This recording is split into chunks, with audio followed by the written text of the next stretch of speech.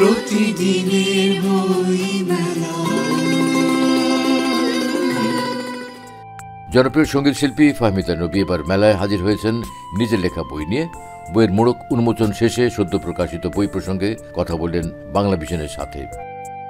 আমি অনেক দিন ধরে লেখালেখি করছিলাম, লিখি সবসময়, লিখতে ভালো লাগে, কারণ আমার গানের সাথে আর লেখালেখির বিষয়টা একে অপরের সাথে মানে ভীষণভাবে জড়িত। আমি গান ছাড়া আমি হবে না, লেখা ছাড়াও আমি হবে না, সবটাই আসলে জীবনের একটা অংশ আমি মনে করি।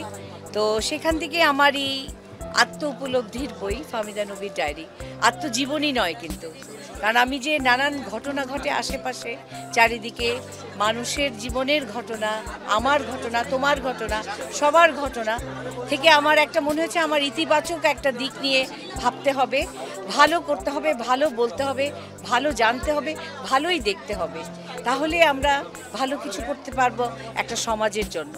তো সেখান থেকে আমার ফাহমিদা নবীর ডায়েরির উৎপত্তি এবং শব্দশিল্প আমার এই বইটি প্রকাশ করেছে, এবং এই স্টল নাম্বার হচ্ছে 346 থেকে 47, 48, 49, 4টি স্টল একসাথে আছে, এবং এখানে আমার এই বইটা পেয়ে যাবেন আপনারা।